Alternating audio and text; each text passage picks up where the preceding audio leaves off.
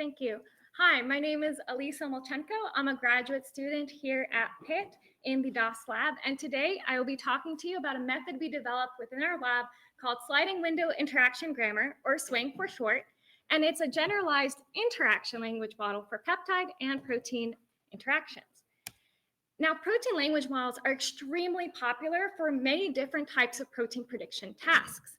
For example, if you have a protein-protein interaction, there are two main frameworks these protein language models take. The first is looking at protein or two sequences of these proteins, and you would embed them separately and then concatenate the embeddings post hoc and try to figure out whether these two sequences are interacting or not. You can also take these two sequences and you can concatenate them end to end and have one input into an embedder and then figure out whether these things are interacting or not.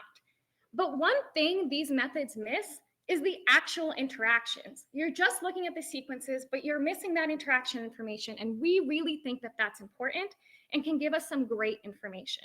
So we asked, can we develop a language representation of an interaction between two peptide sequences? Now, what this means is that if we look at these two protein sequences, what we would want to do is somehow codify that interaction from the sequence and then use that code and embed that, and that is our input into a language model. That's exactly what SWING does.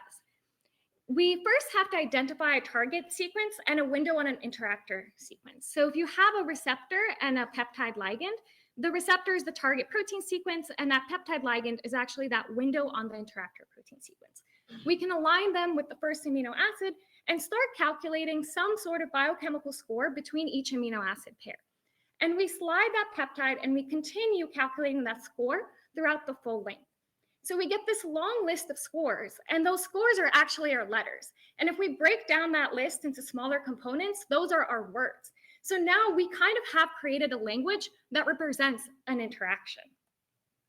So we have an interaction sequence-based vocabulary, and we can put it into an embedder. We personally use Doc2Vec, which is a shallow neural network, and it gives us a vector representation of an interaction. And along with a list of labels for the interactions, we can then use a supervised model like XGBoost to classify and figure out whether these interactions are happening or not between these sequences. The interesting part here is we can change the Doc2Vec model to something more complicated like a transformer. And we can change the classifier from XGBoost to a logistic regression or something else. And that prediction does not change. So what we're really capturing, and the signal is actually coming from that interaction sequence and the way that we are encoding that interaction. When we apply it to some problem, for example, our first problem is the peptide MHC binding. This problem is really difficult because there are many different peptides that bind many different MHCs. There are many different alleles that exist, and there are a lot of methods that try to solve it. The way that they go about it is they get as many alleles as they can, they get data for as many of these alleles, and they use motifs to figure out which peptides bind which receptors. They work really, really well when the alleles or what you're looking for is really close to your data and your training set. But once you start moving away, they start doing worse and worse. So we asked, can we learn something about the interactions themselves that will be informative across all alleles? So we used 36 available public data sets, we clustered them based on functionality, and we built a training set out of just 8. Now these other methods use 80 to 100, so we're using just 8. And we left out a set, and based on this ROC curve, if we were predicting correctly, 50% of the time it would be this gray or red line, and if we were predicting correctly, 100% of the time would be the green line. So we have some predictive power on these class 1 alleles, and we can tell which peptides bind which receptors. But the biggest question is, what about the ones that we haven't seen, right? So we looked at a proximal set seen in pink and a distance set seen in blue. And we repeated this, and we saw that on unseen data sets, we are able to predict which peptides belong to which receptors. This was really great, but this is just class 1. Can we do this for class 2? We repeated the experiment, and we did even better on class 2 peptides. And so because the other methods use motifs, we wanted to see, well, where are we getting this signal from? Can we capture some motif information without actually encoding it? So in general, class 2 peptides are between 14 to 25 amino acids. Our positive training set had 21 to 13 length peptides. And we did a deletion experiment where we kept deleting one off of the end. And we saw that when we get to about 8, we start losing signal really quickly. And a class 2 motif is about 9 amino acids long. So that means that we are capturing something that is actually important about the motif without fully encoding it. So we wanted to see, well, if we kind of capture what the motif is, are the motifs transferable across classes? So MHC class 1 and class 2 are really different, both sterically and structurally. One is capped at one end, the other one is open. They bind different lengths peptides. And we wanted to ask a really hard question.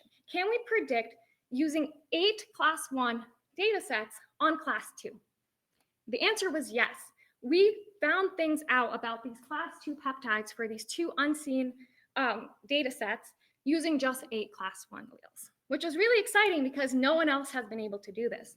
Our class 2 model is just as competitive as the current methods used in MHC PAN2 and mixed MHC2-PRED, but the class 1 models from those sets cannot predict on class 2 data, and we were the only ones that were able to get signal.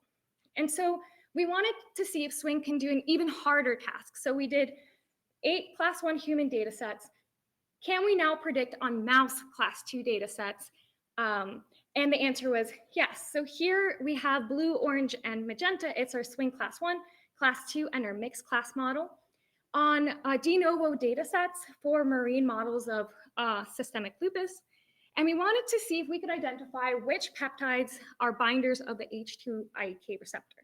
And we compared them to current methods, mixed MHC2-PRED and net MHC2-PAN. And we saw that we are more accurate at predicting which are these binders. And one thing to know is that we are not affected by the length because we are not actually encoding that motif. And we are the only method that can find these longer peptides that are binders. And when we repeat this with type 1 diabetes data, since IAG7 is not a receptor in the net MHC PAN repertoire, it completely fails to catch any or be able to rank any of these binders. So Swing is can do zero-shot prediction of de novo peptide MHC binding across not just classes, but also organisms. And again, we wanted to make the question harder. So can we now just mutate one amino acid, right? If we just mutate one amino acid, can we predict whether an interaction is broken or not? So we went with the missense mutation perturbation question. And there's a lot of variant effect predictors, but mainly what they do is they say whether a missense mutation is pathogenic or not pathogenic. But they never really answer whether a specific interaction is disrupted versus not disrupted.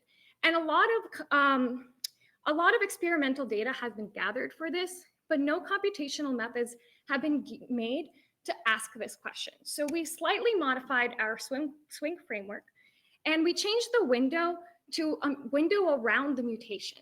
And we used 2 different types of data sets. One was Mendelian disease associated variants. And we were able to predict which interactions specifically were broken. And we also used population variants. And then we combined the 2.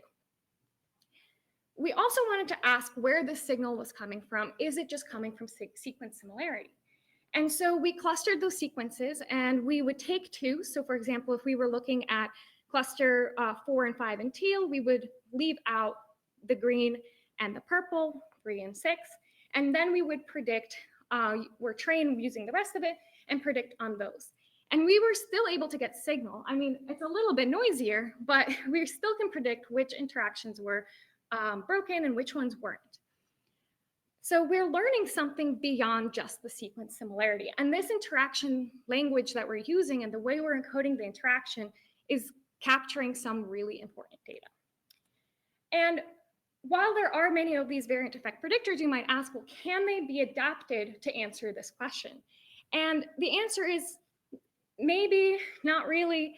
Swing does a lot better at asking this specific question, but they weren't really built to ask this question.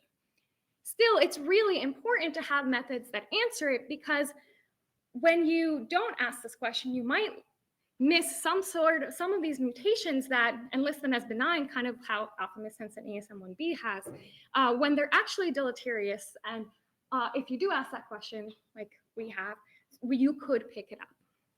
So in conclusion, interaction language models are really learn language of peptide and protein interactions across contexts.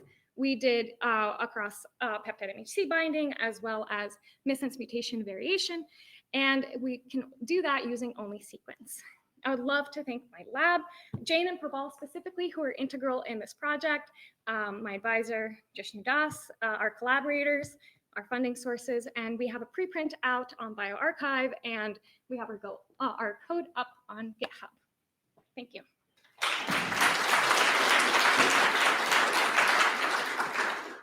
All right, we'll give Alisa close to 15 minutes, so we have time for a question or two.